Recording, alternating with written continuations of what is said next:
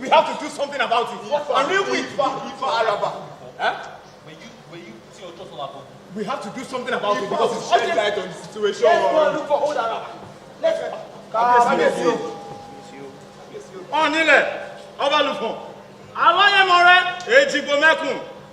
For the second time.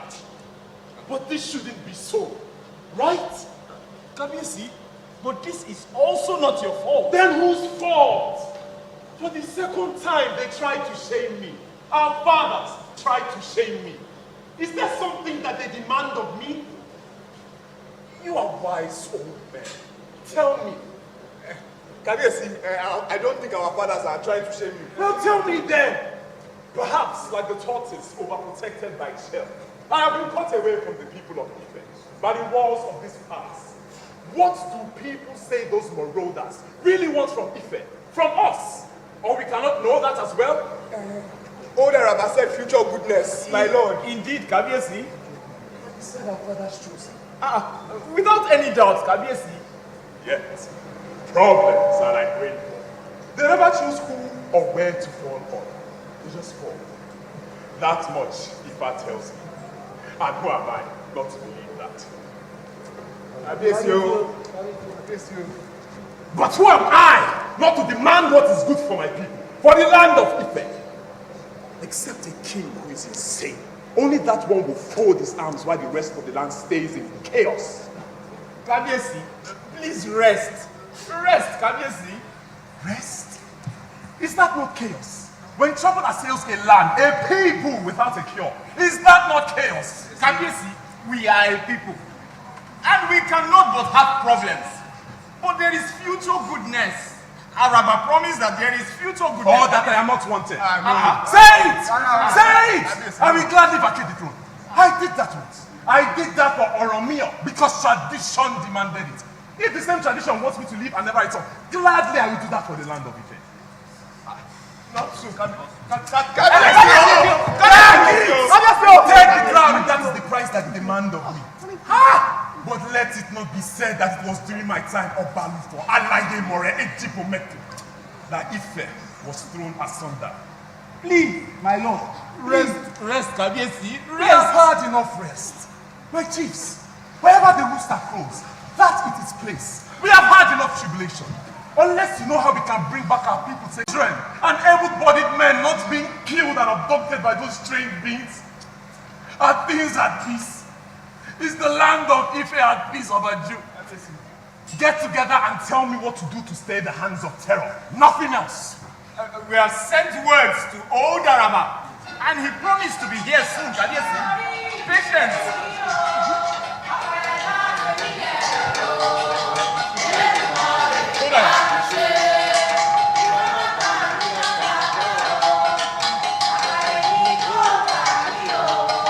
Welcome, Oda. Welcome.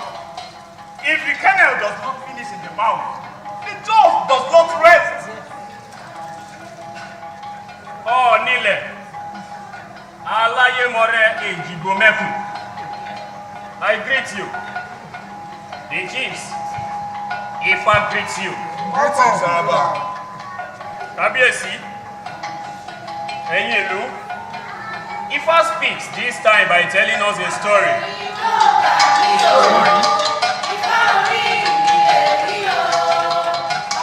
It is a story of three great friends. The masquerade, the gong, and the drum as they set out from heaven to the earth. The masquerade, the drum and the gong? Yes. And the three of them were asked to offer some sacrifice in order to seek support of their Ori before setting out on their journey. As soon as they landed on net safely, they started. Then, they turned to Ifa. What should we do? But before then, only the gong complied with the dictate and offered a bounteous sacrifice so that his destiny might be fulfilled in a realm where Eshuele Barak resides. When they asked Ifa, what did Ifa tell them? Test the friend's strength and claim to superiority. Build them a house, lock each one of the friends in the rooms and set the whole house on fire. And so it was done. For 3 good days, the fire burned, and both the friends and the house were reduced to nothing. Nothing. But the next morning, when the palace messengers swept the ashes with their brooms, something astonishing happened.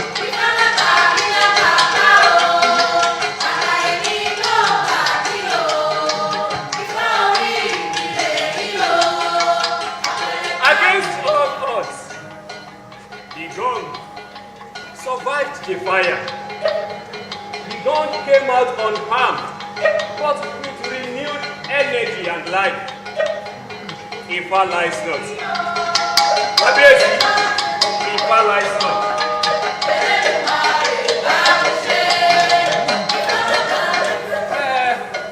It is true that our teeth have struck bone. Yet there is nothing any man can do to prevent it. Remember, the dew must fall each morning.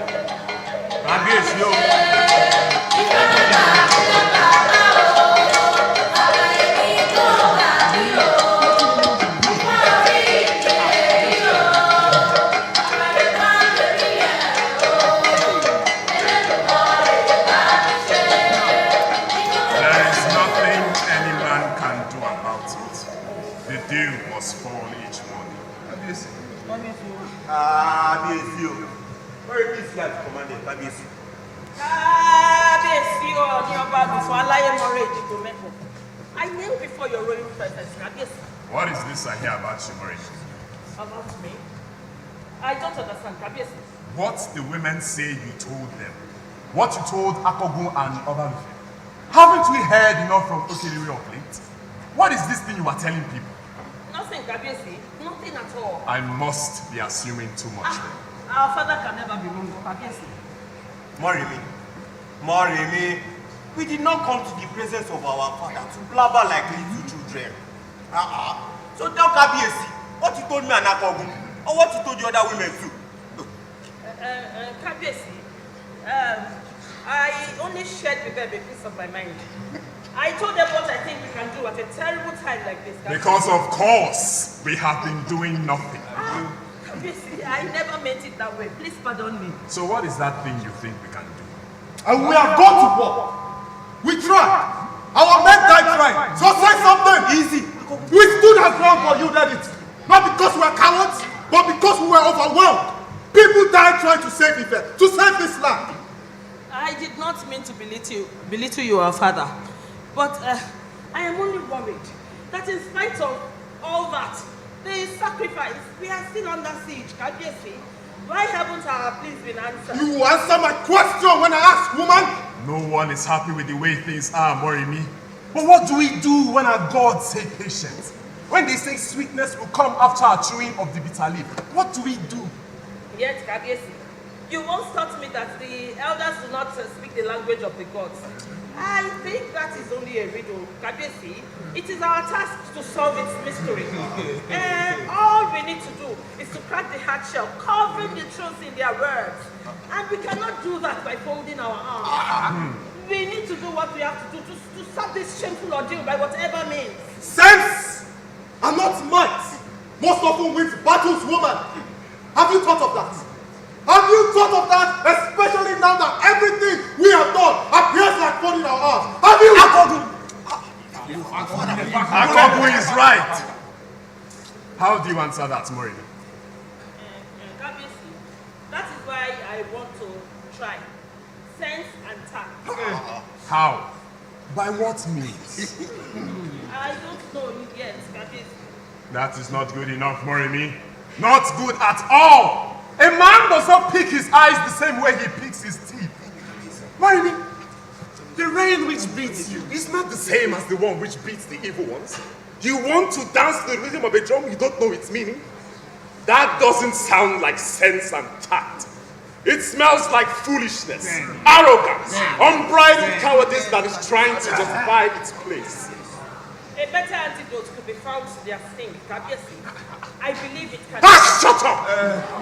Whoever said it cannot be done? But only that one who is insane dances to meet his death. Do you understand that? Oh, come on, Moremi, you speak like a child! Of course, the fear of risk is the path of wisdom in our sorrowful relationship with those cursed bastards. Yet, sense, rather than what you are displaying, is a more potent antidote to the perennial attacks. This is not your fight. Don't plunge into a ditch like a fool with your eyes opened. You fear for me, Kabiesi? I only fear for your son, woman. I fear for him too. But somebody has to take the risk and bear the brunt if need be for all to survive. It doesn't matter who does. Perhaps we should begin to loosen the knot of anguish through risk that is prompted by zeal and selfless sacrifice. That is all we need to do. Zeal? You want to show your zeal? To what end? I mean compassion, which our assailants do not have. A child! What I mean, the only time a child questions the circumstances surrounding the death of his father is when he firmly holds the sword of justice in his hands. Do you understand that? Otherwise, he suffers a more terrible anguish. How is your son doing? He's fine.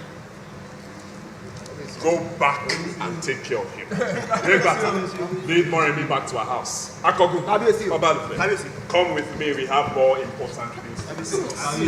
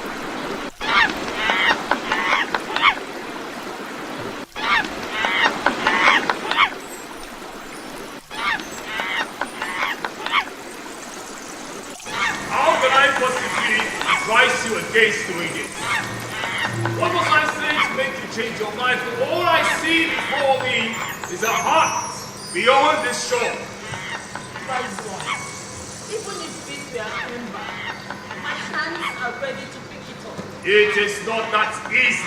I did not reckon it is going to be. And you still want to plunge into it? I have been fighting all my life, wise one. My worry has always been how it will all end. If it ends here, then it's a life well spent. And you're not afraid? As for people, aren't you already in the heart of a very big river? We either sink in it for safety, or we sink into perpetual damnation and doom. It is... it is going to be a very difficult one. How? It is going to be a price that is much more for victory. It is always a great sacrifice.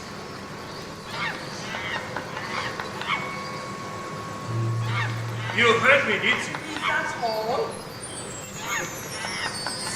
When trouble, strife, and fear overshadows the horizon and thoughts, the streams flows forth with goodness and calmness, so that the world of man may come back to calmness. So did you fast speak? Wise one, there is no stream around here except the river. Only a scenery flows around here. That is why I have come to you. Your start starts here. Yes. With estimate. Come with you.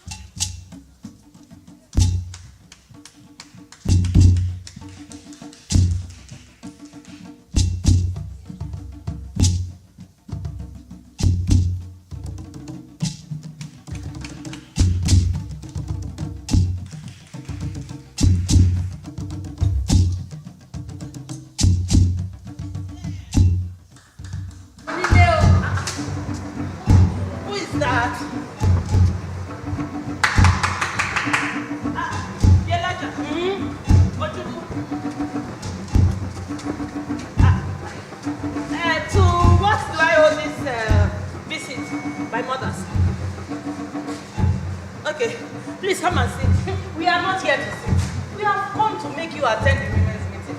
They said you've not been attending. Elijah, you should have just sent for me. What difference does it make that we are here now? Elijah, there's no way I would have attended the last 3 meetings. And why is that? Because I know the meetings were called because of me.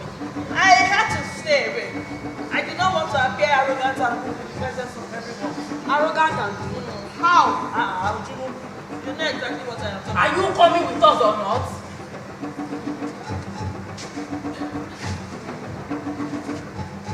Worried. Your friends are worried about you. They are all distressed about you. I thank them all. But really, if they know why I am this adamant, they should encourage me. Roller Gay is still there, inconsolable. Shalewa is devastated. The rest of us. Yelaja, don't mind this woman though. We must stop this woman. We must stop Moremi. I thought you talked about this. Somebody must take out that insanity that is in your head. I am alright, my friend. Says you are not alright at all.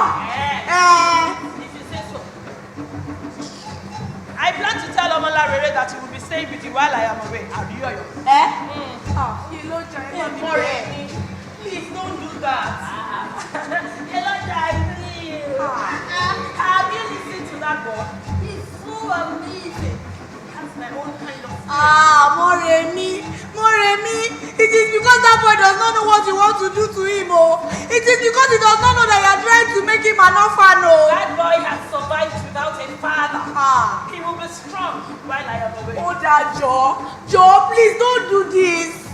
Are you taking him with you or not? Answer me! I will take him. You know I cannot turn the poor young man away. But please, do check on this terrible journey that you are about to take. Joe. My thoughts are like a raging flood. No one can stop me. I shall do all I can to uproot those Marundas from their root, rather than just breaking them from their stem.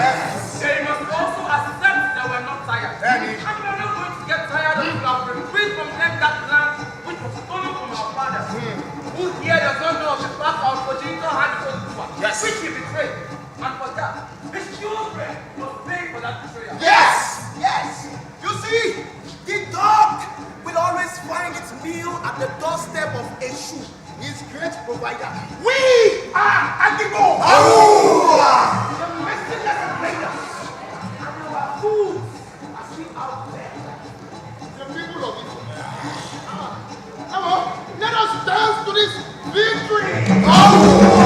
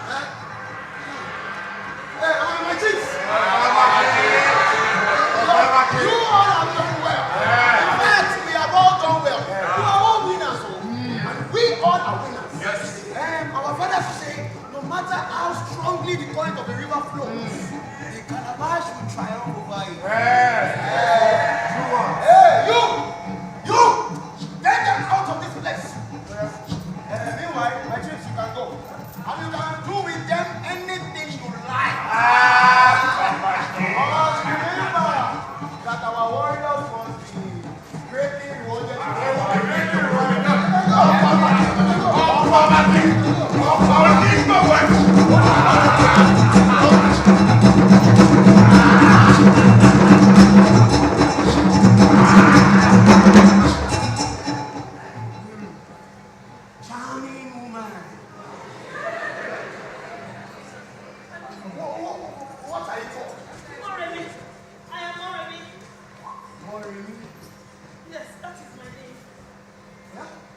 Your name is as enticing as your beauty. Or should I say, you have a royal beauty? But it is just a shame that such a beauty like yours comes from those cowards. It is a shame. For you, you are like a coral, singled out from several useless and pebbles and stones, exhumed from the bottom of the river. Such a jewel that needs to be refined in hands. Such a life. So raw and full of astonishing promise. Say something now, Maremy. Say something. Okay. You have my permission to speak. You can call us whatever name you wish. You have won, brought us down on our knees. But please, should not touch us further with your words. Taunt?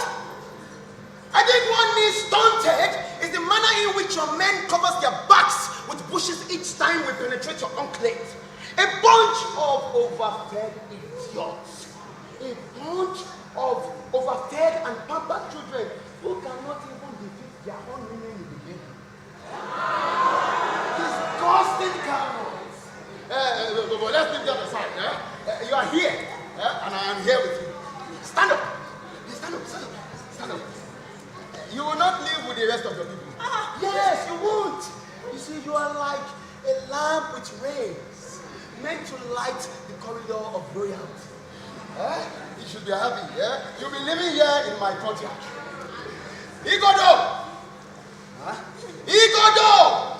You called me, my lord. Yes, I called you. This is Maureen. She will be living here in the courtyard. Give her a room in my courtyard. A room in the courtyard. Yes. Give her a room in my courtyard. Now? Immediately. Your will be done, my lord. Come.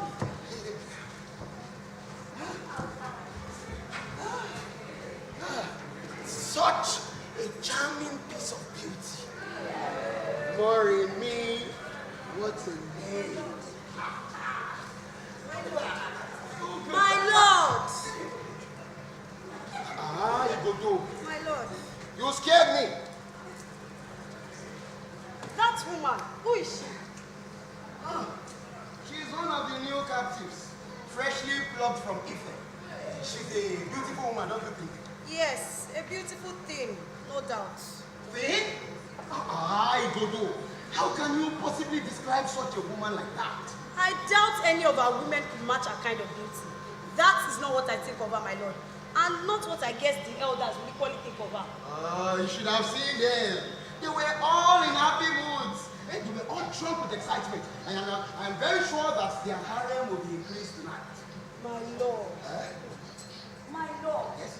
The fire that will roast a snake does not have to be as long as the snake itself. What is the problem? I feel greatly uneasy about the arrival of that woman.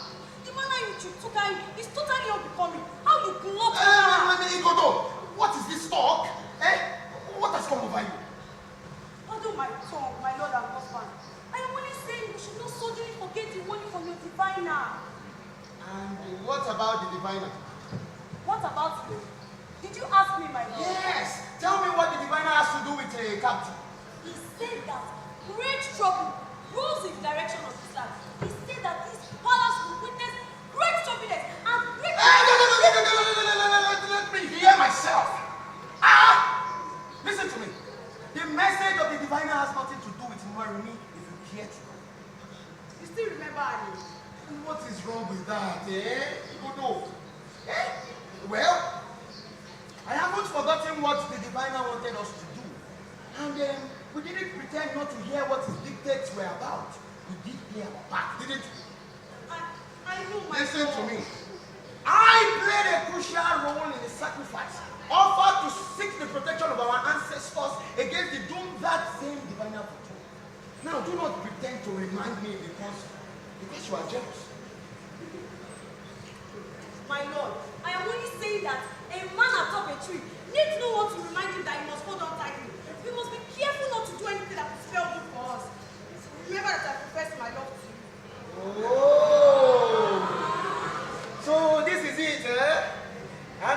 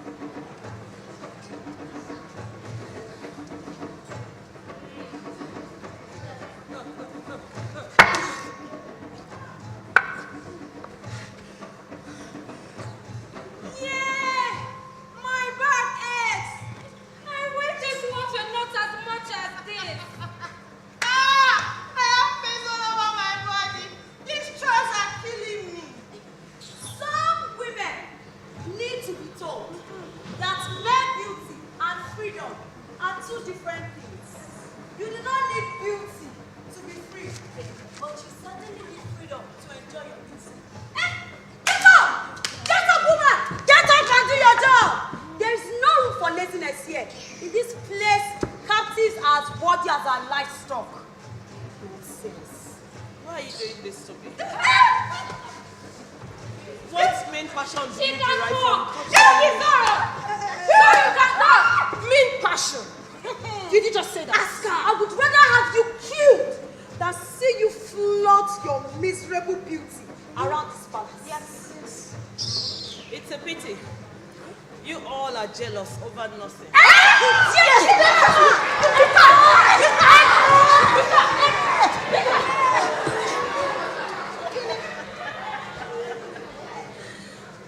Is that all you can do?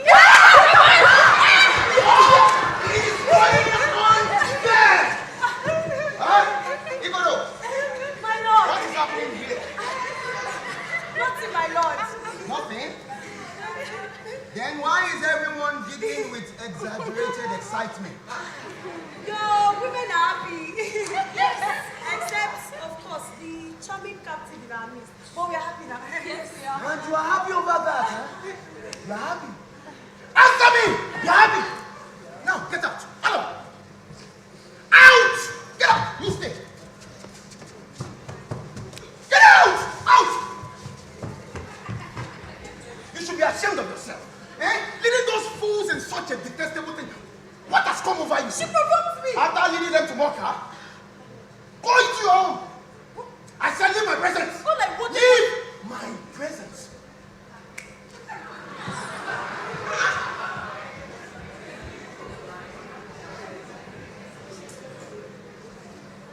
Young woman, you are still sad. I am fine, Your Highness. Perhaps you are meant for some other tedious duty.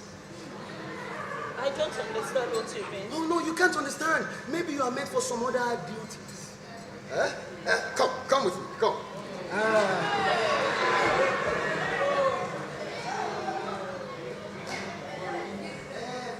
Rub my feet, rub my feet. No. Not tenderly. Tell me something about you.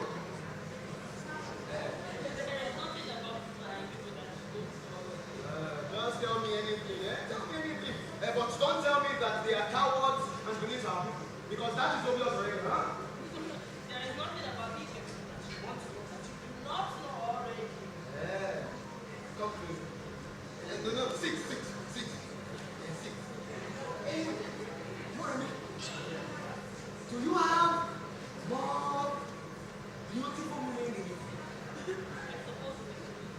Hey, have you ever wondered why we do this? Why we attack Ife and you wish it to stop? Every sons and daughters of the world, we all want it to stop. I assure you, it will not stop. Yes, it won't. Until we win back that land which is rightfully ours. Until then. But as for you, worry. Only the powerful should have what is good. Cowards are not different from pigs. Listen, if you handed a piece of gold to a pig, the best it can do is to dip it inside the water. But the strong one picks up the gold and cleanses off its mud so that it might shine as it should. Already, you are the gold in the land of the moon. I shall refine you and make you shine and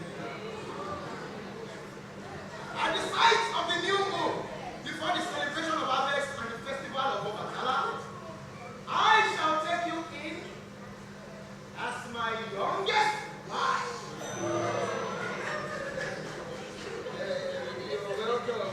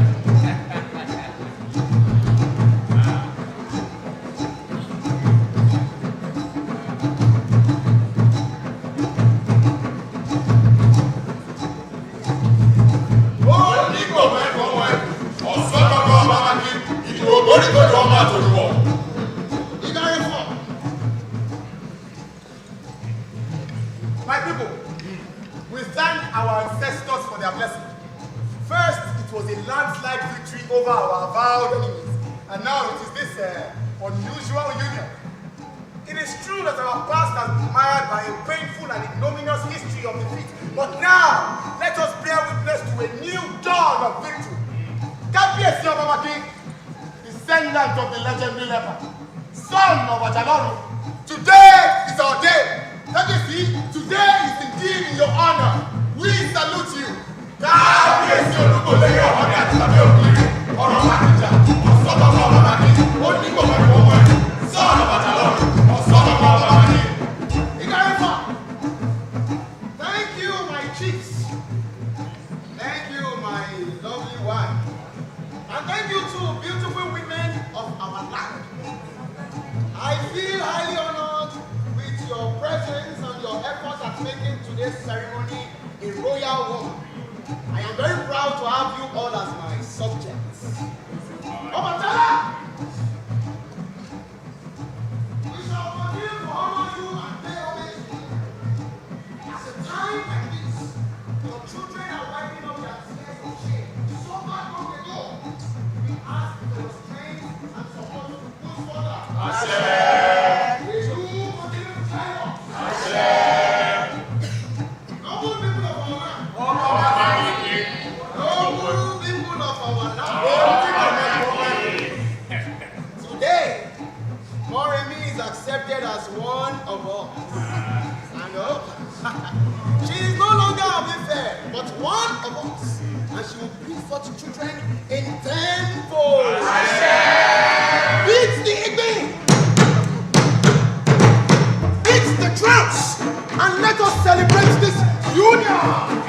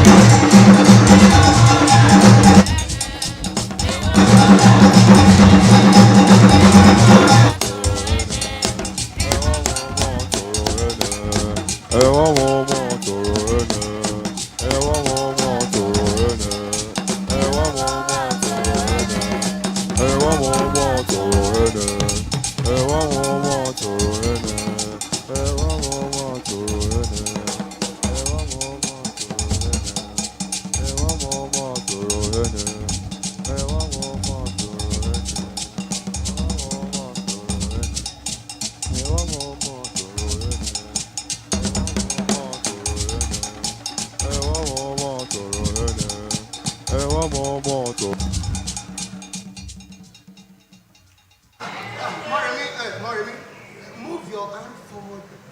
No. Think that forward. My lord, your people are quite warm.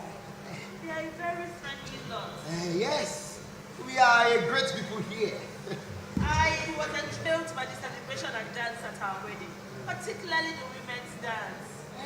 Dance is like a ritual in our land. The same thing as waging wars. Your fathers must be great people. Certainly. They were people with astonishing prowess. And we are very much proud of them in spite of the bitter past. Yeah, everyone has had their bitter past. If they have had...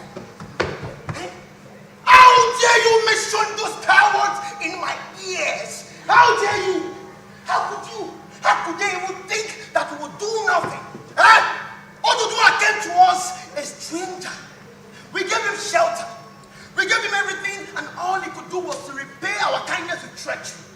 All he could do was rebellion against our fathers and our ways of doing things. What you talk about happened in the past? I shall be more agitated, woman. Listen to me. I shall be more agitated. We live in the forest while they laugh on our own land. Listen, the pain of envy pays twice doubly. It pays even when one remembers the circumstances. A land and its people are one, and they can never be separated. Now listen to me. We shall fight this war until we succeed, and we shall kill and maim Ife until they become ours and children's.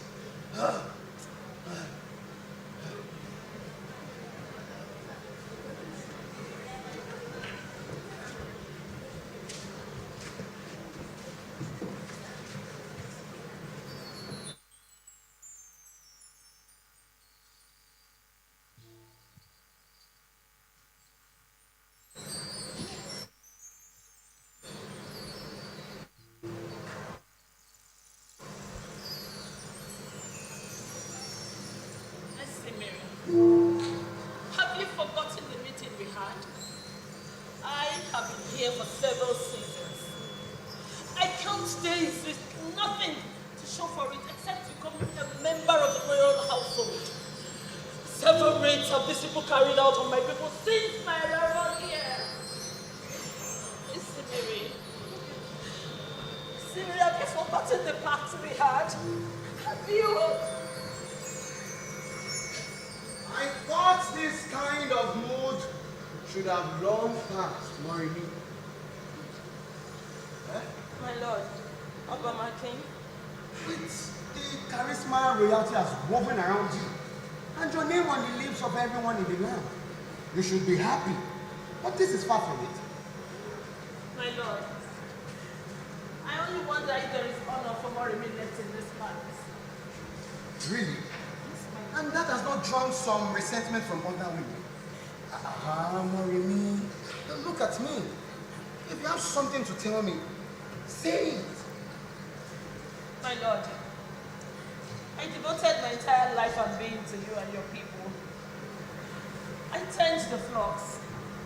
I do the laundry and keep everywhere in commendable shape. Even you, my lord. I stoop to lick your feet. Your legs which run swiftly in the forest in the dark days during your late father's ordeal. I wipe those tears with my emotions, my lord. I answer your yearnings more than any other woman in your harem has ever done in the past. Perhaps Morimi cannot be put into confidence. Perhaps Morimi is only good when it comes to answering our Lord and Master's manly desires. Morimi, be at peace. Get up. Be at peace. I have never seen you in this kind of mood before. Oh, I thought I was thinking too much then. I was assuming too much. I never knew that you could be swayed by petty emotions. No woman's emotion is ever petty, my lord. Well, I don't know. Open my king. I just don't want to be answering your manly desires. That is not what I want. Then let us get to the root of this. Morimi, Tell me what you demand of royalty. What my heart tells me you will not be. And what strange spirit tells you that, eh? The same strange spirit that had me captured by your love child. You will not kill me with your passion. You will not kill okay. I swear by my fathers that your demands will be met immediately. Let me hear them. Certainly. I swear by my... Watch me. Watch me.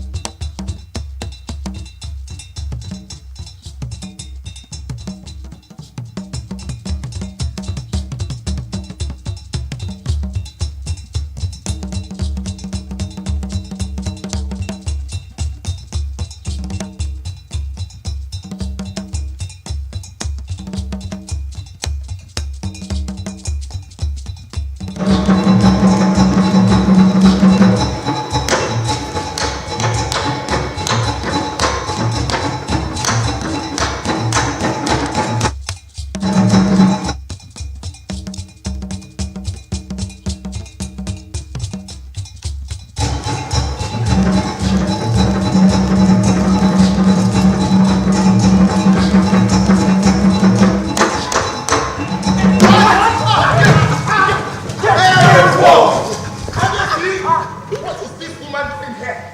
The way a cat walks is not the way it catches a rat. Rest, my chiefs. Eh? She means no harm. Kabiyesi, no woman sees this. This is sacrilege. Hey, be at peace, my chiefs. Eh? I understand your worries. Moremi is not like any other women. A woman is a woman. Yes. Save your breath!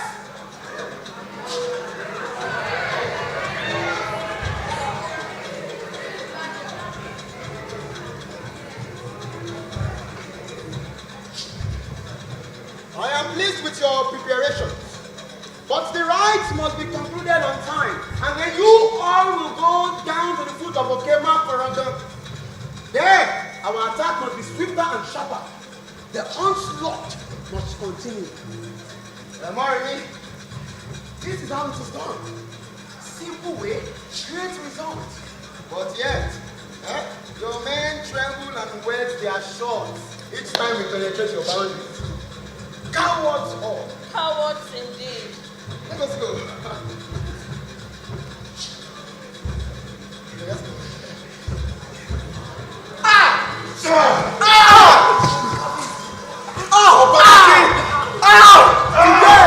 Today is indeed a cursed day. I am afraid. A bone now sticks us in the throat. I know what we must do. We have to move now and fast. Move fast. Yes, now! Now! Now!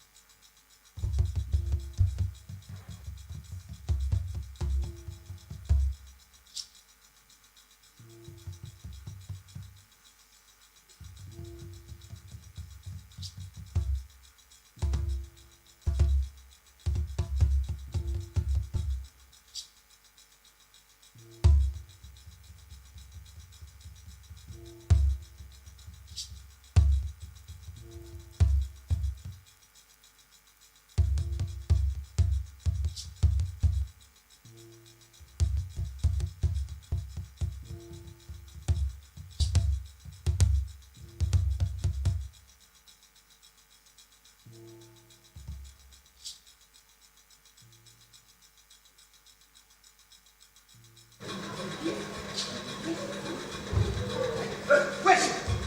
Answer me, where is she? She's nowhere in the courtyard, my lord. And you're here telling me that? Go, you dog! Tell all the guys to search for her. She was here for a moment ago. Have you seen her? You know what I'm talking about. Don't play any silly games with me. Have you seen her? I thought we were always together. Answer me! Answer me! Answer me! Answer me! She has fled the land. No. That's. Oh, I knew she would do it. It was only a matter of time. That is not true. That is not true, Igodo. We were both out tonight. We were just even coming from. No, she can't give me. I know her. She can't give me. She has done it. It was written all over. Even the dog smelled from her. No.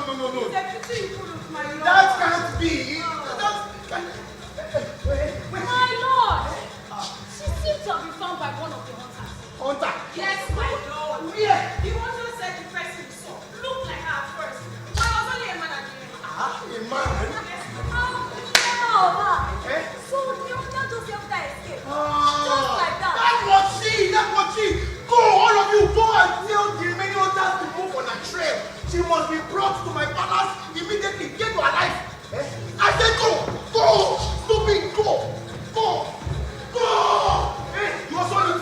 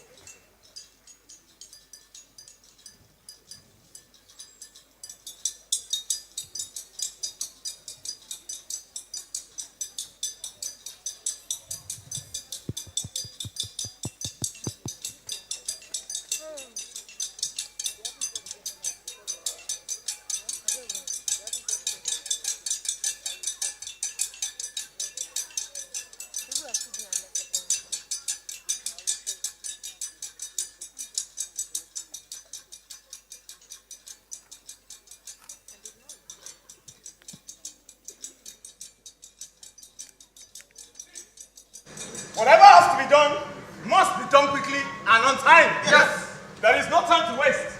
I am not in the wrong. I am innocent of what he accused me of. Otutuba bear me witness. Innocent of what? That you did not approach Esimiri before embarking on your journey? That I did not fulfill my pledge. Ah! I would never do anything that would ruin the peace of our father's land. Then how come the stench in the air blows in your direction? Exactly. Have you not seen the new plague in the land wrought by your own hands, Moremi? Okay, yes, you managed to ward off the transgressors. But now the people are dying in the confines of their own homes because of you. I am not guilty of what he accused me of. I swear, I am innocent. Esimiri insists that you renege on the promise. Esimiri's anger is so severe as a result of your mistake. My misdeed? Yes, your mistake. How can you say such a thing to me?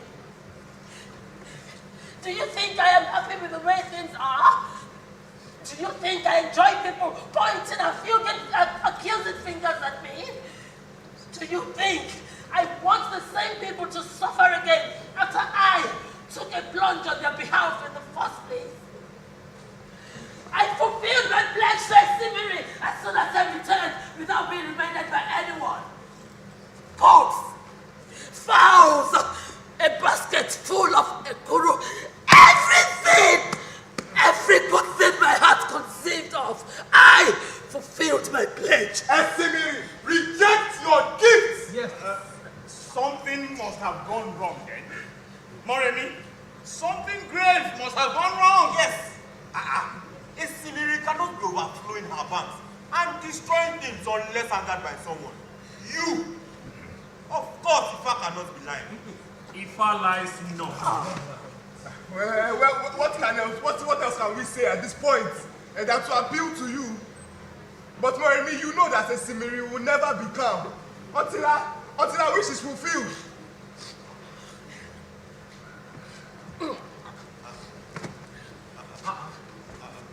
So shall it be. I want the palace vacated. I want to be alone with Moremi and old Araba.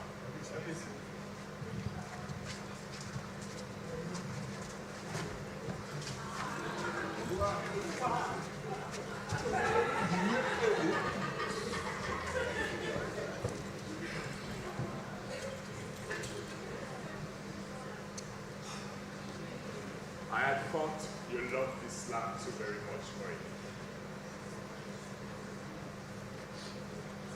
I had thought the same love made you embark upon your journey. I admire such bold and daring love for Ife and the people. But your sacrifice will come to nothing if you fail to understand the seriousness of the terror we now face. For every problem, there is a solution. You proved it once. You can do it again. I'm not going to force you to do anything.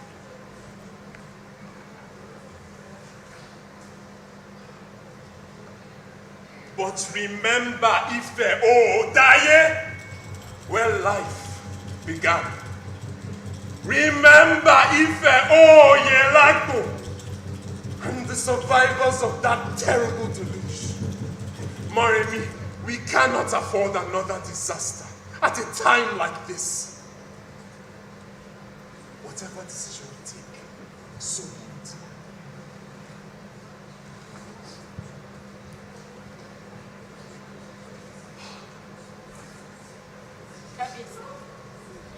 What am I supposed to do?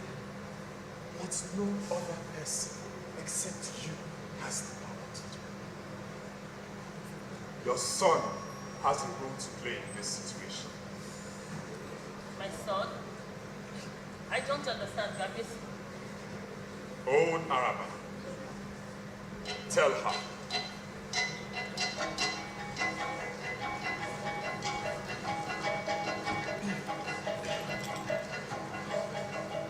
Moremi, whoever feeds from a sacrifice owes the gods. I still don't understand. For the land to experience true peace again, for Ife to be safe for good, Esimiri demands your son.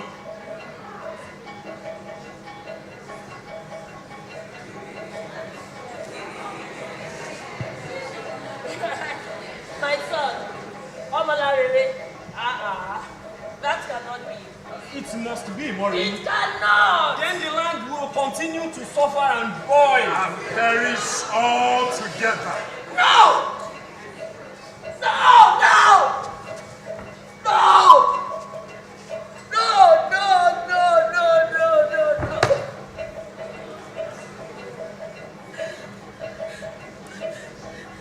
Why are you pushing me, Kabesi? Why?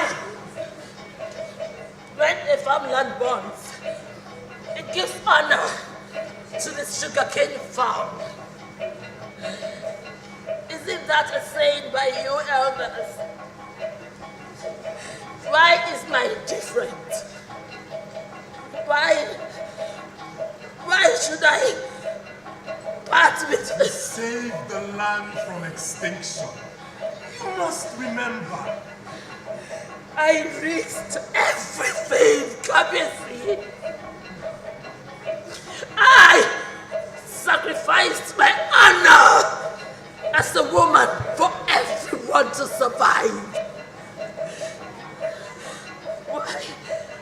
Why should I give away that one thing?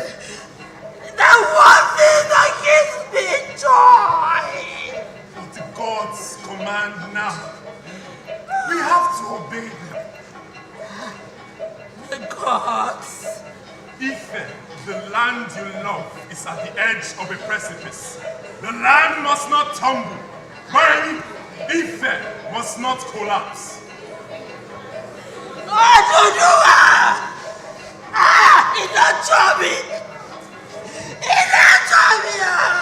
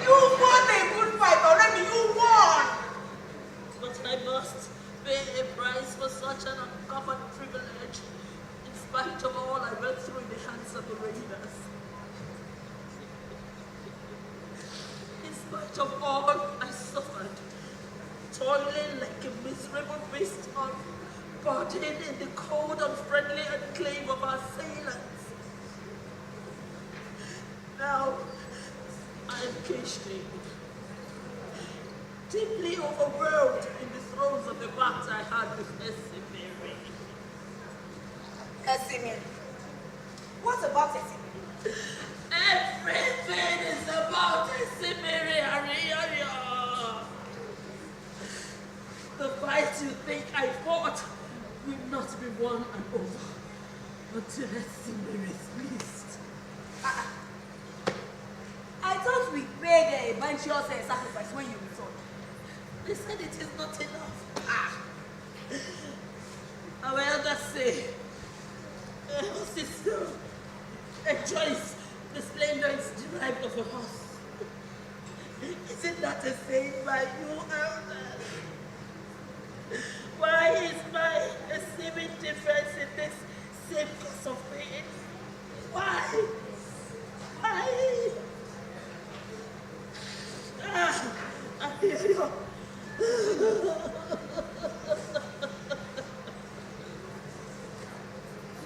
What is it, Maureen? There is no escape this time. I heard you with me last night. Its cry frightens me. It seems to summon me to the fulfillment of my strange fate. What is it? Oh, baby, set me a bad No, don't say that. Owiwi is a wise bird and a good messenger of the gods. I am sure he brought you a message of goodwill. Goodwill. Such soothing words when the time ticks away. Drawing me nearer to the reality of my predicament. You don't fear to fight. You fought a good fight. Morimi, you won. Yami.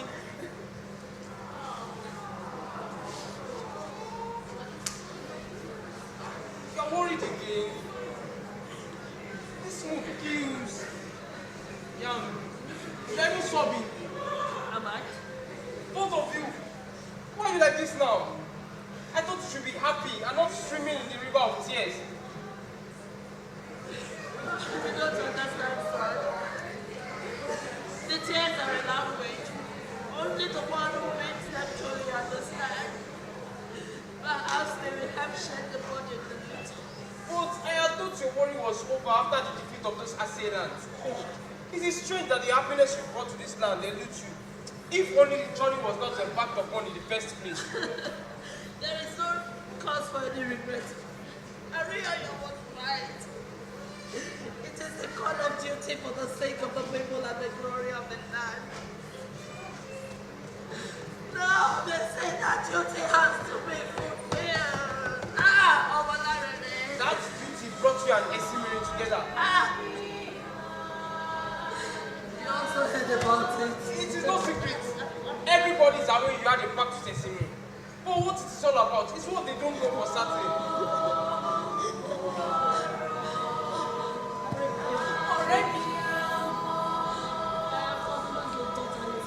Why are you doing this, Yami? Why are you doing this? Don't disturb me where I feel right now. I am a man now, Ebumi. Look at me, Yami. I am a man now. I shall stand by you in this battle to the very end. I can swear by anything.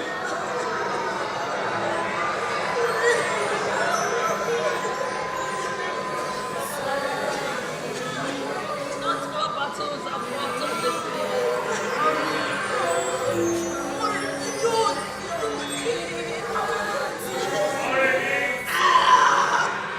The liberation of the people has been concluded.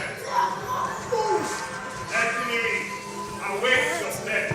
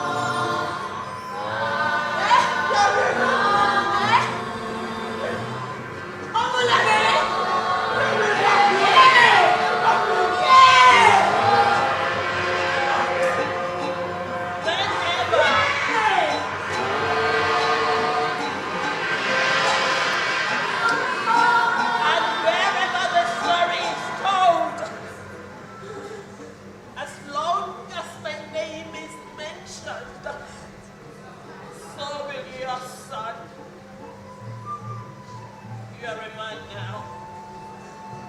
Go! Go! Go! And fight this last battle for your mother.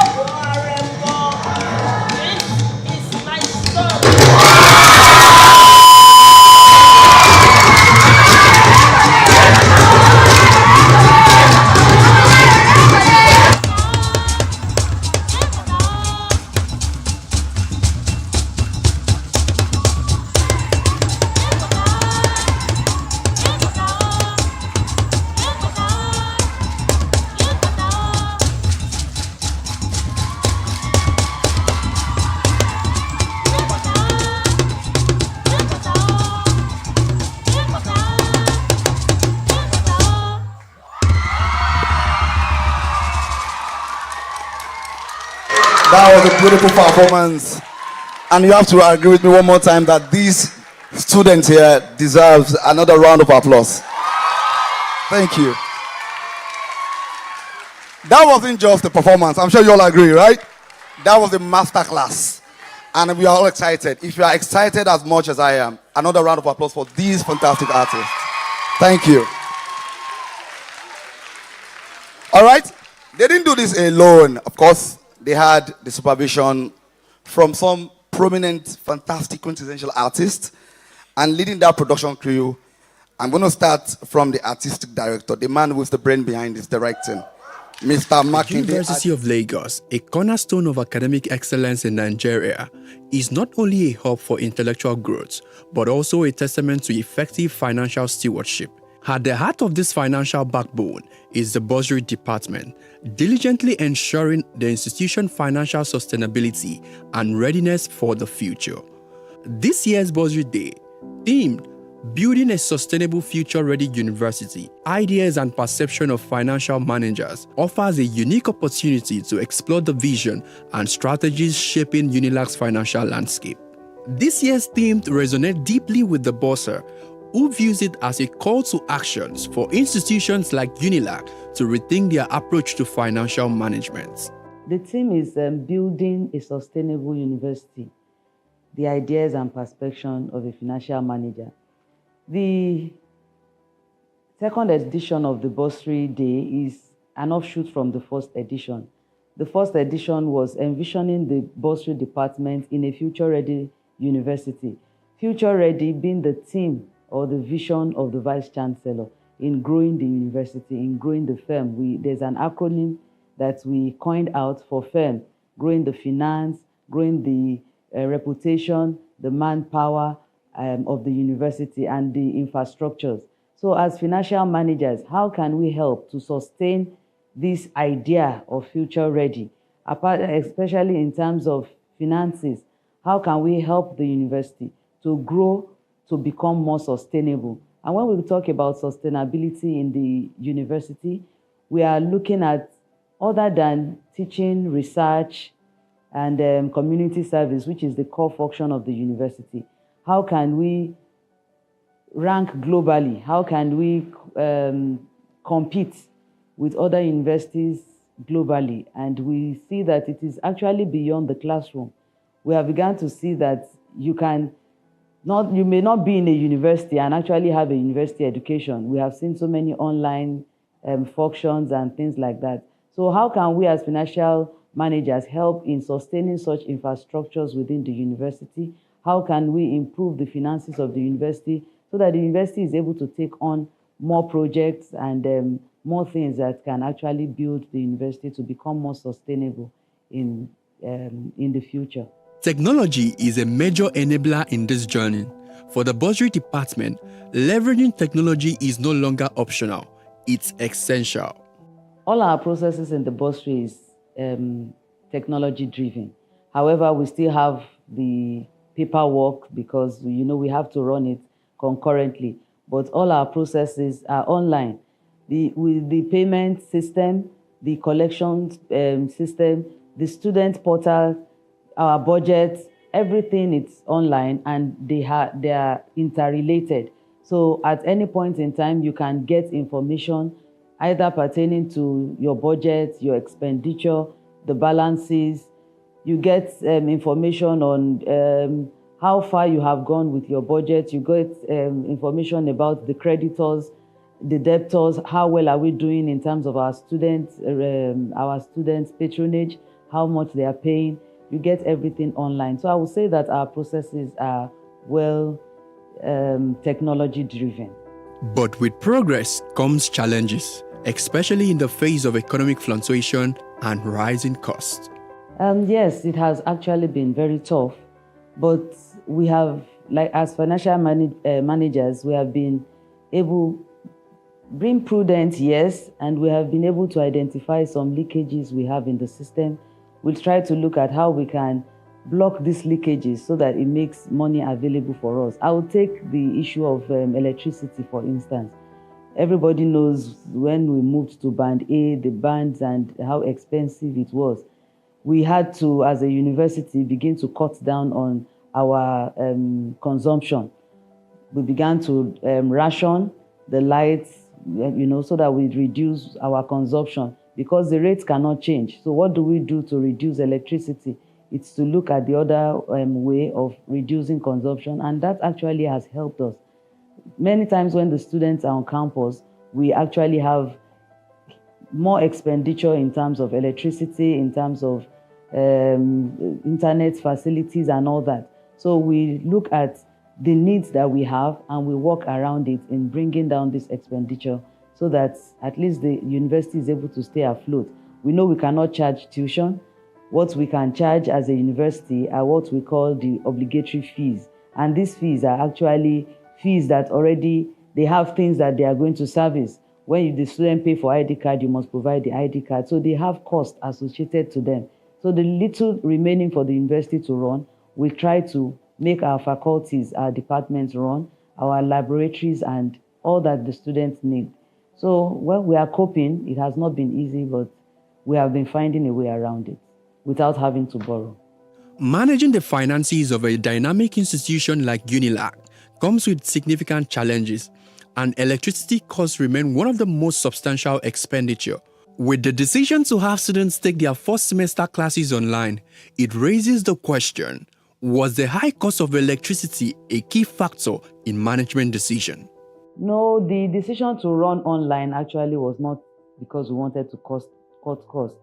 We have been trying to fix our hostels for a long time, and we found out that the palliatives we usually do, it doesn't last because the students come in and we are not able to actually work on the hostels. So for a long time, we have not actually worked on our hostels. So this year, we got funding from the government through TED Fund, and we felt that this was the right time to do it. If we delay doing it, prices is not stable. The prices go so high, and the cost, the money we have received will not be able to accommodate it. So we had to take a tough decision of telling the students to stay away from campus while they run their classes online and allow us to fix the hostels. When the hostels are completely fixed, then we can move in. Last year, we fixed only Marire, and just one hostel was fine to close down and students could come in. Now we are doing almost all the hostels. It will not be easy to have students on campus and we can still fix it. To get the hostels free after a semester takes a long time, because once the undergraduate leaves, the DLI student comes in. By the time they are finishing, the undergraduate students are back, so we won't have that time to actually fix the hostel. So it's not part of cutting down costs. It was just a strategy to actually be able to work on our hostel facility. As a financial leader in a complex environment like Unilag, Mrs. Oluwafumilola Yetunde Adekule has gathered valuable lessons that shape her approach to these challenges. With an eye on the future, the Bossa has advice for the next generation of financial managers who will shoulder the responsibility of sustaining institutions like Unilag.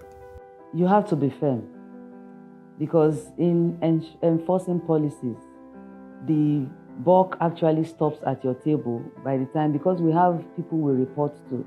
We have those that have oversight function of the university, and they have expectation of the university. That's why we run on laws, we run on policies, the financial regulation, the acts, and so many laws that govern us.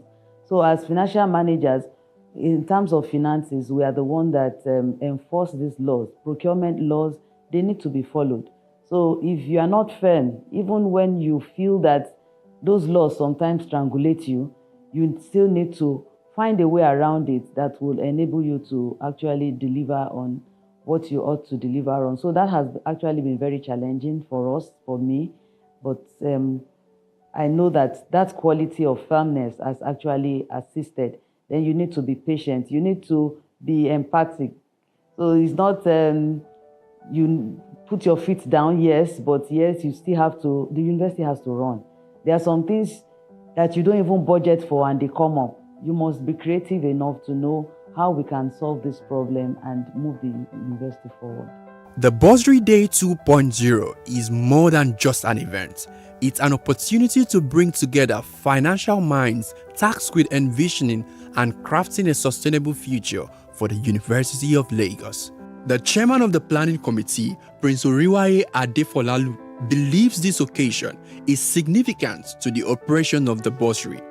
Yes, the objective of this program, one, just to bring all our staff together, to create even awareness, to let even the world knows what we do. Because if you don't even blow your trumpet, nobody will blow it for you. And that is even one of the reasons that even the bursary itself, Bursary University of Lagos, is quite different to the even bursary of any other university. So whatever we are doing, we always even let even people around to know what we are doing, so that they too can take a cue.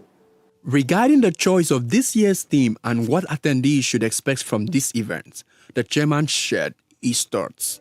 Yes, what we want, even the people, even the staff, that wherever you are, you let people know that you are existing. I've said it. If you don't even tell people you are there, they don't know that you are there. And even the staff, like we do normally say, or the bossa normally say, our service is probably 24/7. So we need to create a time for us, for ourselves. And we are, like even bossa used to say, we should create time to rest. So this program, like even the one we did last year, which we are doing the second, this is just to create a room for relaxation. So when you are working, no matter how hard work you are, you have to create a period for you to enjoy, to relax yourself. I just even want to give this even credit to even the incumbent bossa.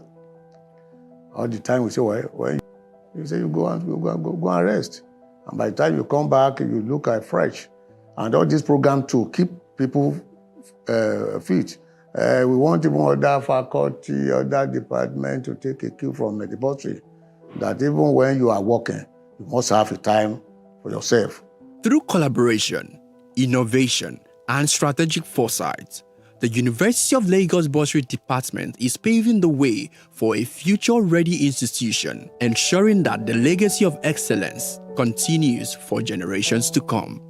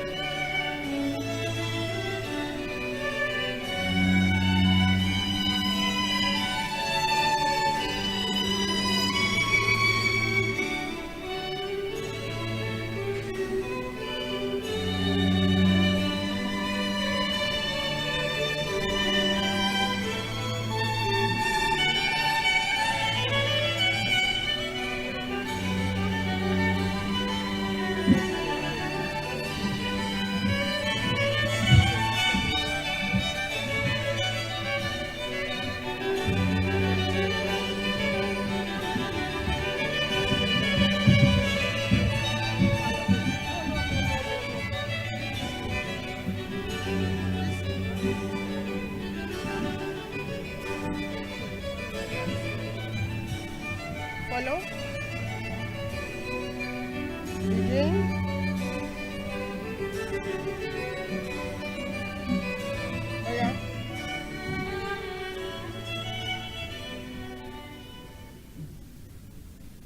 Let's remain standing for the university anthem.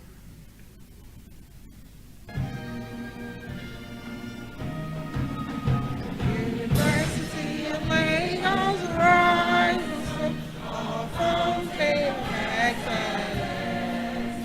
All seats of their land in Bazaar, move all sounds. Indeed, a need to be right.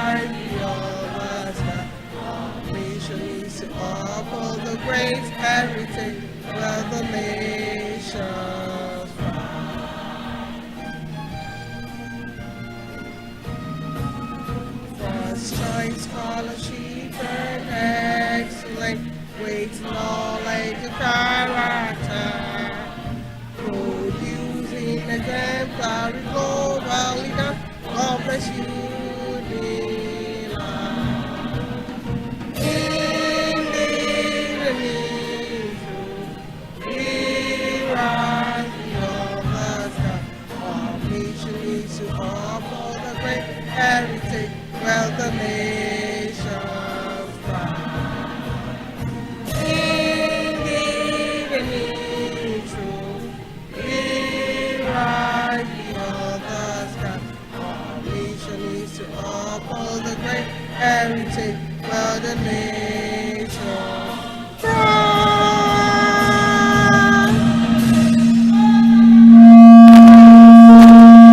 The Deputy Vice Chancellor, Development Services, Professor Afolabi Leshi.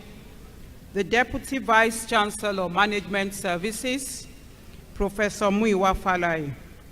The Registrar, Mrs. Abosede Wycliffe, ably represented by Mrs. Yetunde Ogunlewe. The Bossa, Mrs. Olufunmilola Adekunle, ably represented by Mr. Robert Esimoha. The University Librarian, Professor Olatokunbo Okiki, ably represented by Dr. Adetong Adekonye. The Provost College of Medicine, Professor Ademola Oremusu, ably represented by Professor Daniel Odebiyi. The Dean Faculty of Science, Professor Taiwo Ashekun. Gentlemen of the press, ladies, distinguished ladies and gentlemen, I welcome you to the 18th inaugural lecture of the University of Lagos in the 2024-2025 academic session, this being the 440th inaugural lecture of the University of Lagos. This lecture is titled Doctor of Rocks, Unveiling the Hidden Connections Between Geology and Human Health. Today's inaugural lecture will be delivered by Professor Abiodun Odukoya of the Department of Geology, Faculty of Science. She was born on the 2nd of January, 1972, into the family of late Pa Samuel Lekon Akindeji and Mrs. Alice Olukemi Akindeji of Baba Saleh Okeafa compound in Ibadan, Oyo State. She holds a BSc Geology 1993, MSc in Mineral Exploration and Applied Geochemistry 1998, and a PhD in Geology, Applied Geochemistry 2007, all from the University of Ibadan. The young professor started her career as an assistant lecturer in the Department of Earth Sciences, Olabisi Onabanjo University, Agowo, Ogun State, in 1999, and rose to the position of Lecturer 1 in 2006. Thereafter, she joined the services of the University of Lagos in 2009 as a founding member of the Department of Geosciences. She has had a flourishing career at Unilag, rising through the ranks to become a senior lecturer in 2012, associate professor in 2016, and a professor in 2019. Professor Odukoya has broken many ceilings in her career. She is the first female professor in the Department of Geosciences at the University of Lagos, the first female head of Department of Geosciences, the first female director of the Institute of Maritime Studies, and the first female chairman of the International Medical Geologists Association, Nigeria branch. Indeed, she is the first female professor of geology to deliver an inaugural lecture at any Nigerian university, thus cementing her legacy as a pioneering figure in her field. Beyond academia, Professor Odukoya has been pivotal in institutional governance, serving as member of the editorial board of the Unilag Journal of Medicine, Science and Technology, Faculty of Science, member Faculty of Science Examination Malpractice Committee, member Admission Committee, School of Postgraduate Studies, and also on the board of the Pool of Postgraduate Studies, to mention a few. As part of her community service, she has provided expert consultancy services to national and international institutions, including the World Bank, on its geochemical mapping of mineralized targets projects, which was designed to attract mining investments and boost Nigeria's economy. She has also served as a consultant to UNIDO on the National Action Plan for Mercury Reduction in Small-Scale Gold Mining, an initiative executed in collaboration with Nigeria's Federal Ministry of Environment, Health, and Solid Minerals. Her research excellence has earned her prestigious fellowships and awards, including the Professional Commonwealth Fellowship in 2024, the Royal Society of Chemistry Award 2022, and the UNESCO Annecy Fellowship for Outstanding Women Geosciences in Africa 2017. She has secured high-profile research grants, including funding from the State Key Laboratory of Environmental Geochemistry, China, the Maria Nathanson I Am Gold Corporation Fund, the Queen's University, Canada, and the Central Research Committee grants of the University of Lagos. She is an internationally recognized environmental chemist and medical geologist with over 50 publications in high-impact journals. She has been an external examiner for several universities, including the University of Johannesburg, Federal University of Agriculture, Abeokuta, Olabisi Onabanjo University, Agowoyi, Federal University of Technology, Akure, to mention a few. She has delivered keynote addresses and presented papers in conferences and symposia worldwide, visiting over 20 countries across many continents. She is a fellow and council member of the Nigerian Mining and Geosciences Society and an immediate past board member of the Council of Mining Engineers and Geosciences. She currently serves as chairman of the Distinguished Lecturership Program of the Nigerian Mining and Geosciences Society and is the secretary of Women in Mining and Geosciences Society. Professor Odukoya is a devoted deaconess at Winners Chapel, a passionate advocate for women in science, and a committed mentor dedicated to inspiring the next generation of geoscientists. She is happily married with lovely children. And I invite Professor Abiodun Mary Odukoya to deliver her inaugural lecture.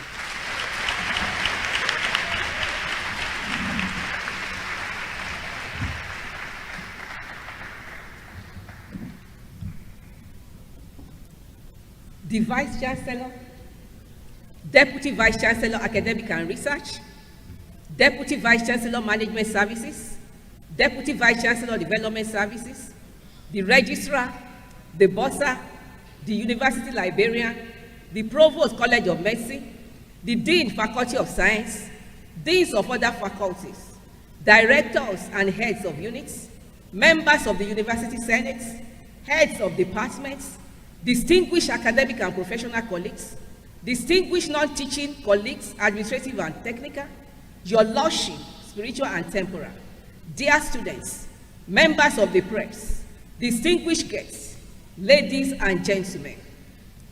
I would like to begin my inaugural lecture by quoting from the book of Ecclesiastes, chapter 9, verse 11, which says, I returned and saw under the sun that the race is not to the swift, nor the battle to the strong, neither yet bread to the wise, not yet riches to men of understanding, not yet favor to men of skill, but time and chance happen to them all.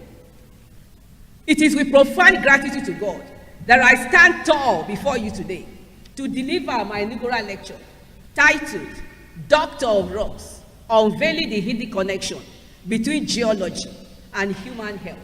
To God alone be the glory. Madam Vice Chancellor, my journey into the fascinating world of geology and my eventual specialization in applied geochemistry and medical geology was divinely orchestrated. It is a story of grace, guidance, and divine favor. As a 16-year-old girl aspiring to gain admission to the University of Ibadan, my path was divinely aligned with that of Professor Abel Idowu-Olayinka, then a lecturer in the Department of Geology, and later the Vice Chancellor of the institution. In 1999, he introduced me to geology, a discipline I had no prior knowledge of. He assured me that I could change my course after the first year if I found it unsuitable. Today, I have completed my first degree in geology and attained the highest academic qualification, a PhD in the same field.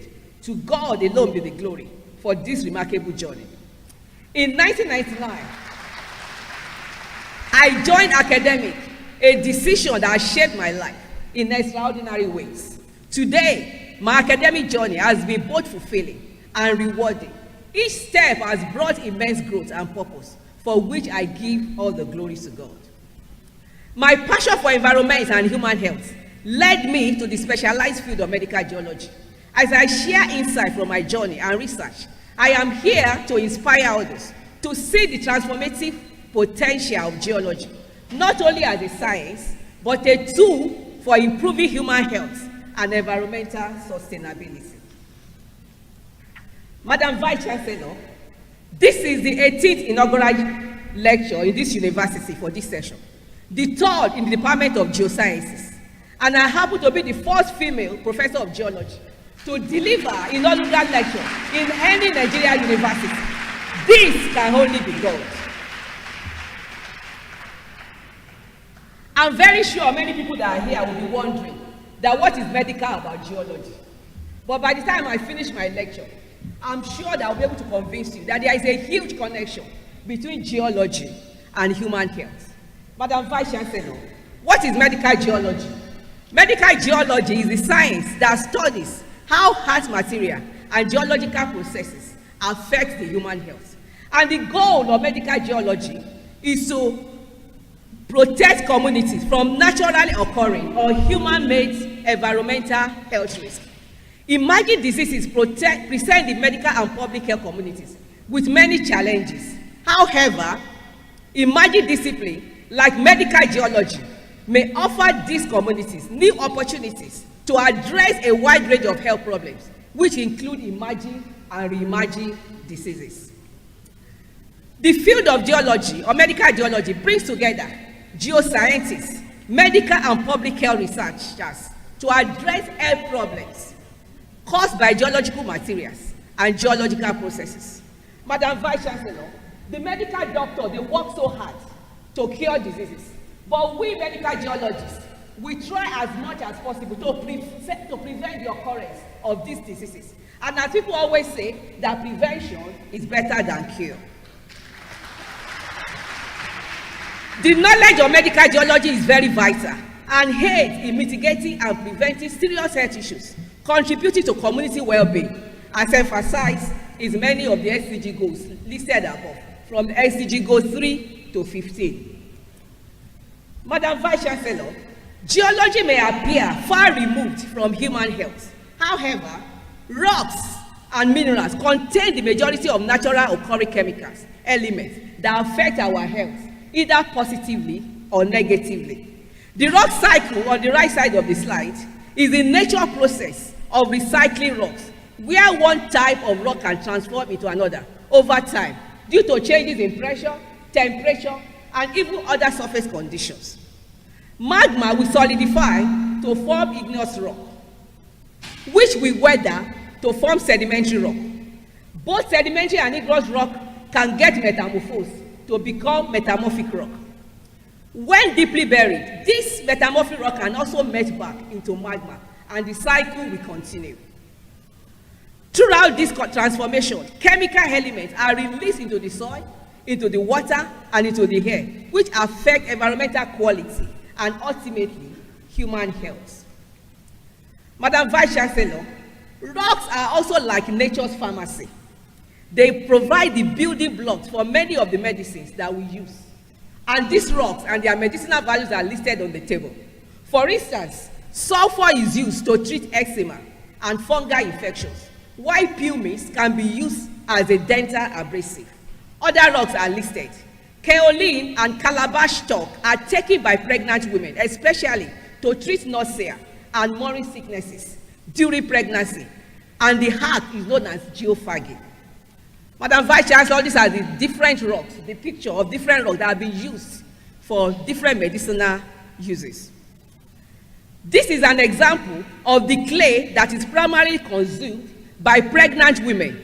And this clay are sold in many of the traditional markets in Africa. Madam Vice Chancellor, I'm very sure that many people that are here, they will be used to this periodic table, especially those that have scientific background. This is the periodic table that contains all the elements in the universe, and they can be classified as major, minor, noble gases, and so on. But we, medical geologists, we have our own periodic table, where elements can be classified into two: the essential elements that are in blue color and the toxic elements that are in green color. Essential elements are naturally occurring chemical elements required in small to moderate amounts for normal physiological and biochemical function in humans, animals, and plants. Health problems can result from either too much or too little of these elements. All of these elements affect health, are found in nature, and form the basis for our existence in living creations. Madam Vice Chancellor, what are the geochemical pathways by which these elements can enter into human body? Most of these elements are taken into the humans via food, water, and air. Rocks through weathering processes break down to form the soil on which crops and animals are raised. Drinking water travels through rocks and soil as part of their geological cycle, and much of this dust and some of the gases contained in the atmosphere are also of geological origin.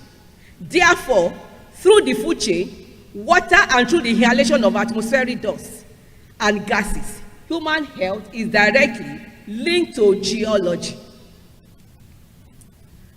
Madam Vice Chancellor, also other ways by which this element can get into the environment are through geological processes and materials. Examples of geological processes include volcanic eruption and weathering. They are listed on the slide. And why geological materials are rocks, minerals, soil, water, and gases.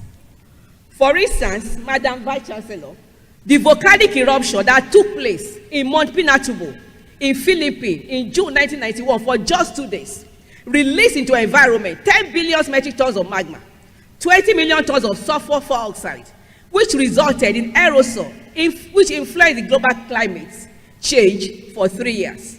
Apart from that, there were release of toxic elements like arsenic, mercury, and lead in tons.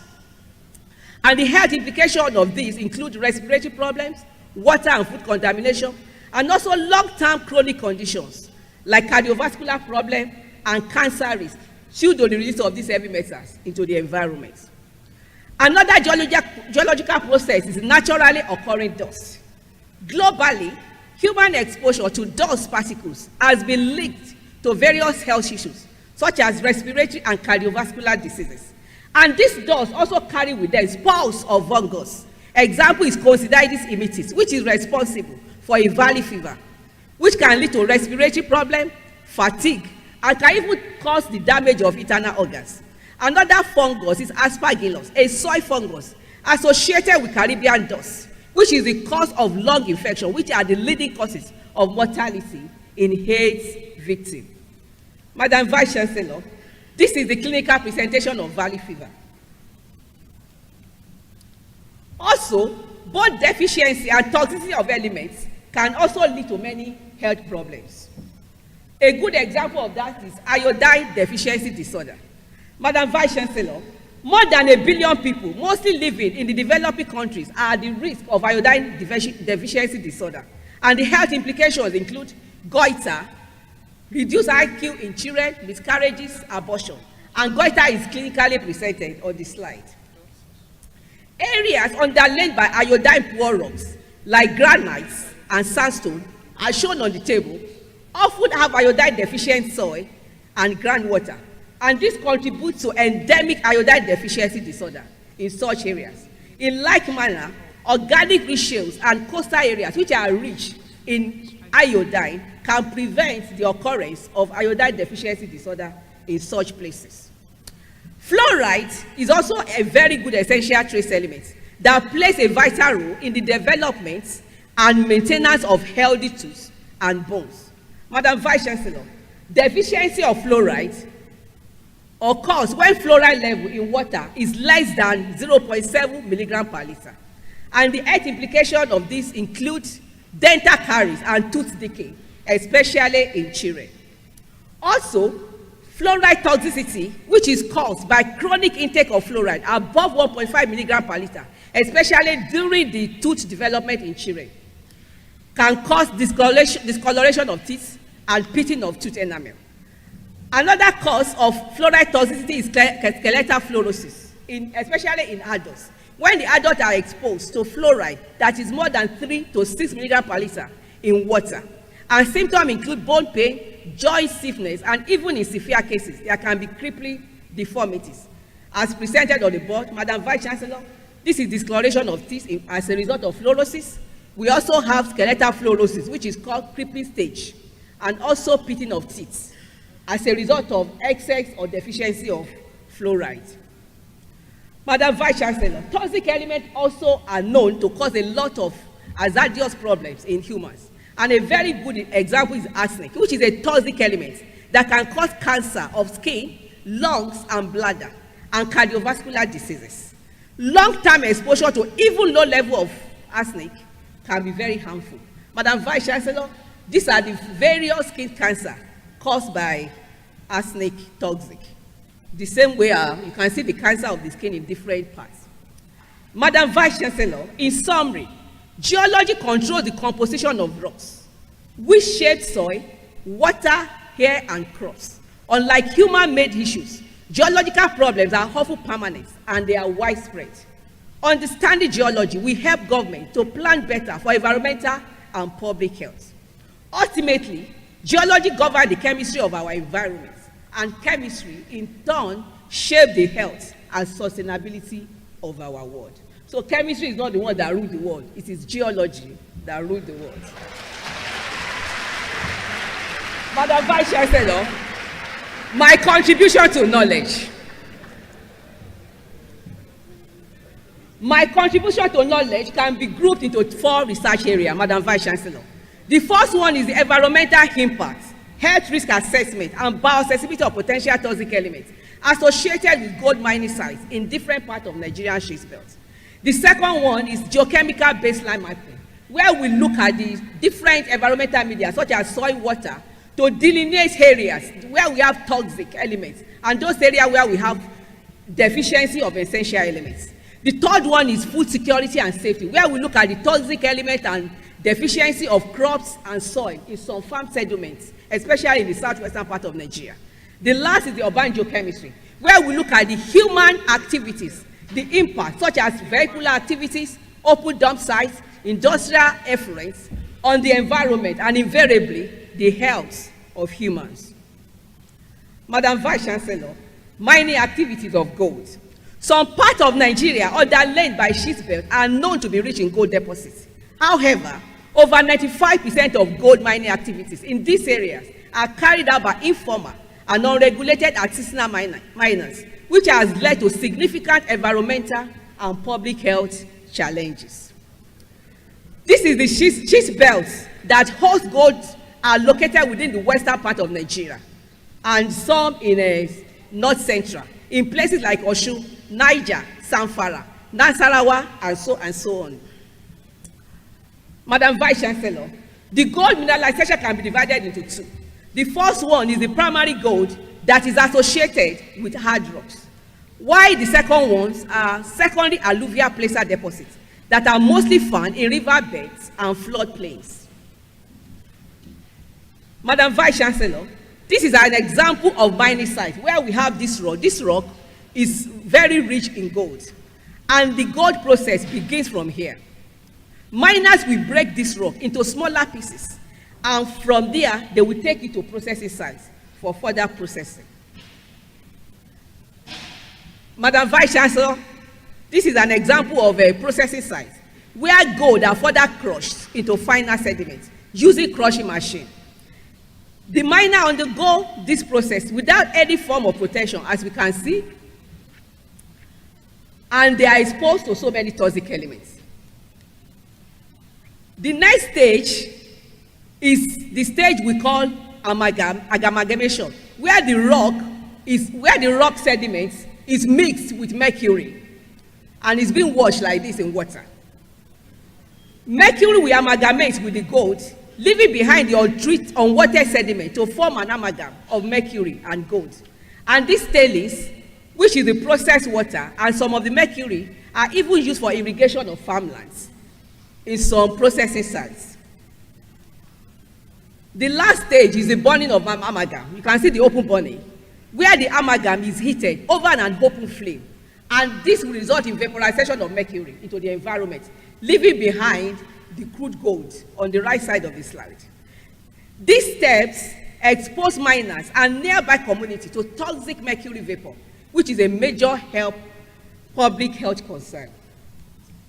Madam Vice Chancellor, this is an example of farmland very close to the processing site, where the tailings are being used as irrigation water for the crops. Our team carried out research to determine contamination, health risk, and bioaccessibility of potential toxic elements in the soil, hair crops, and hair of the miners within the study area. Soil samples were taken from the mining sites, processing site, and agricultural soil near to the processing site to determine the concentration of mercury and other potential toxic elements like lead, arsenic, chromium, zinc, copper, and so on. Madam Vice Chancellor, we discovered that the value of mercury and other potential toxic elements in all the soil samples are higher than the recommended value and can be classified as a very high in all the samples from the study area. Also, we carried out contamination assessment of mercury and other potential toxic elements in the soil of the study area. And we discovered that soil taken from all the sites can be classified as medium to highly contaminated with mercury and potential toxic elements.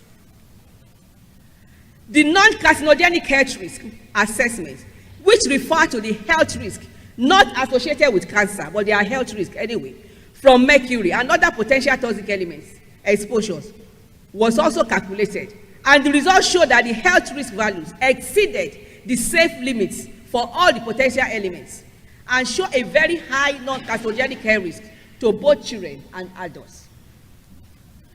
Also, the cancer risk, that is, what is the risk of getting cancer if you are exposed to the soil of this study area, was also determined for the potential toxic element listed above.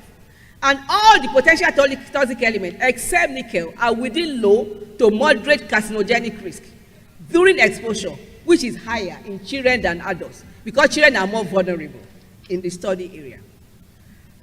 But as a simple fraction of any potential toxic element is the amount that can be accessible into the humans through stomach and intestine in case of accidental injection of soil. Madam Vice Chancellor, the stomach and intestine of humans were simulated at the British Geological Survey Laboratory, UK, with the help of our collaborator, to determine the bioaccessible fraction of mercury and other potential toxic elements. And the results show that although large